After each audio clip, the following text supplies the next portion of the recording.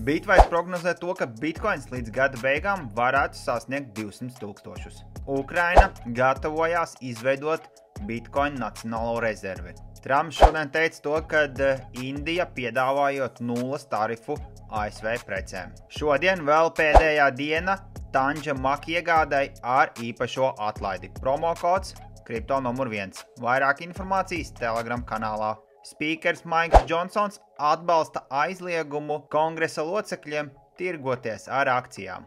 Twittera dibinātājs Džeks Dorsijs saka to, ka mazie uzņēmumi var būt savas bankas, izmantojot bitcoinu. Amerikas ETF-os gan bitcoinam, gan Ethereumam diena ar lielāku inflow.